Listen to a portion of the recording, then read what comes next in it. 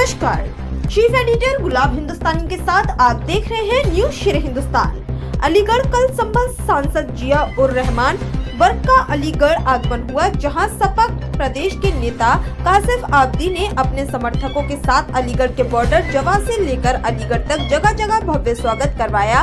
रास्ते में पार्टी के नेता प्रमोद दिवाकर के साथ नाश्ता किया और फिर शहर की तरफ प्रस्थान किया और कासिफ आबदी के आवास पर नमाज अदा की और फिर कुछ समराहकों के निमंत्रण पर उनके घर पर मिले और एजाज अहमद की बेटी की शादी में शिरकत कर वापस संभल रवाना हो गए। मौजूद रहे लोगों में समाजवादी पार्टी के वरिष्ठ नेता बाबू सिंह धनगर, इनके साथ छोटू भैया उर्फ इमामुद्दीन, नेम पार्षद सगीर अहमद, नईम अहमद, सद्दाम अशरफी, पप्पू प्रधान, वसीम राणा, विनोद, सविता, यासीन गाजी, कैफ, आमिर, हमजा ठाकुर, रेहान अब्बास, शादाब राणा, वसीम प्रधान, मुजम्मिल, सभासद आदि लोग मौजूद रहे।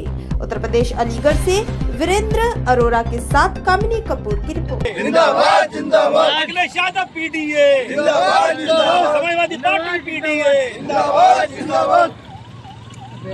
फोटो आए, फोटो में आओ, घर से आ जाओ ना, आ जाओ, जल्दी जल्दी जल्दी जल्दी यार, पानी फोटो नहीं यार, अरे आओ ना, मारा बहना आ जाओ, अरे आओ सही यार, आ जाओ आ जाओ, मारा बहना यार मैंने, अरे आओ चलो चलो चलो ऐसे आ जाओ, हां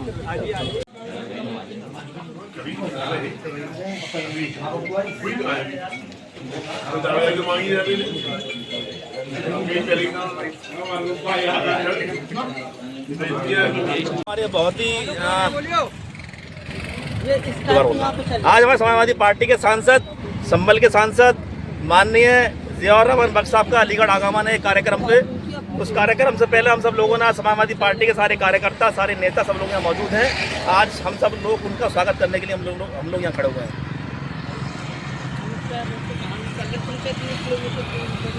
समाजवादी पार्टी स्वागत का कार्यक्रम है कि कोई और कार्यक्रम? पार्टी के कई नेताओं के इससे मिलेंगे। अच्छा, आज हमारे मोड़ पर खड़े हैं इंडिया को लेकर के अच्छा जमा क्रॉस करके आया था जमा वाला, उससे पहले खड़े हुए। भारतीय जनता पार्टी को अलीगढ़ में जीता है। हाँ, उत्तर प्रदेश से भारतीय जनता पार्टी का सफर है। कहाँ से आ रहे हैं ये सांसद जी? बधाई।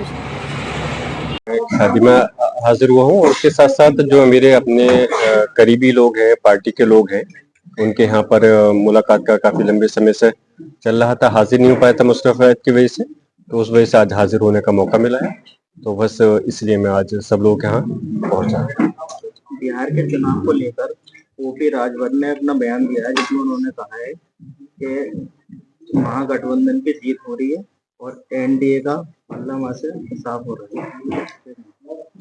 इस बार पूरी उम्मीद है कि इंडिया गठबंधन की जीत होगी और जीतने का मतलब इंशाल्लाह हमारा मकसद सिर्फ ये नहीं है कि सिर्फ चुनाव लड़ करके जीत हासिल करनी है, बल्कि इंडिया गठबंधन भी इस आधार पे हुआ है कि जो बिहार के लोग हैं उनका विकास हो सके।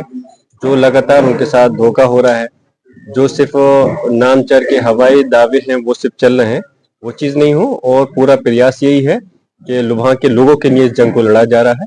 और इंशाल्लाह हम उम्मीद करते हैं कि इस बार समाजवादी पार्टी का भी पूरा सहयोग इंडिया गठबंधन के साथ में है और सरकार बनेगी और बिहार के लोगों का विकास होगा। उत्तर प्रदेश के मुखिया ने कहा है, योगी आदित्यनाथ जी ने, कि सभी स्कूलों में वंदे मातरम अनिवार्य है, इस पे क्या कहेंगे?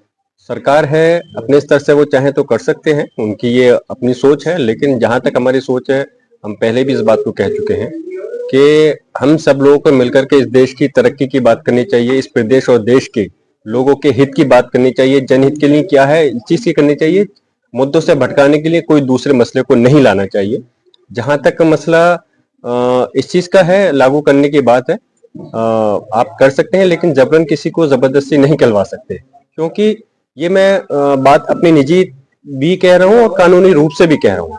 हमारे कानूनी रूप से जो है, चाहे हमारे संवैधानिक तौर पर आप देख लें, चाहे माननीय सर्वोच्च न्यायालय के आदेश को देख लें, कोई जबरदस्ती उस चीज को नहीं करवा सकता, ये हमारा अधिकार है।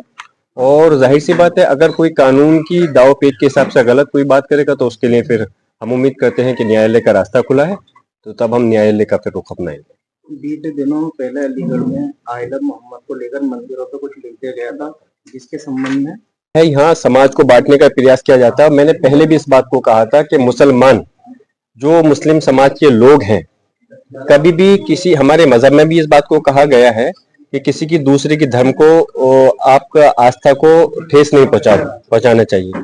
हम अपने मजहब का सम्मान करते हैं, मुसलमान को हम मानते भी हैं अपने मजहब को और उसको फॉलो भी करते हैं। ये चीज हम खुलकर कहते हैं, इसमें कोई शक शुबे की बात नहीं है। लेकिन कभी हम ये नहीं चाहते कि हम अपने मजहब का सम्मान करें और दूसरे मजहब का अपमान करें।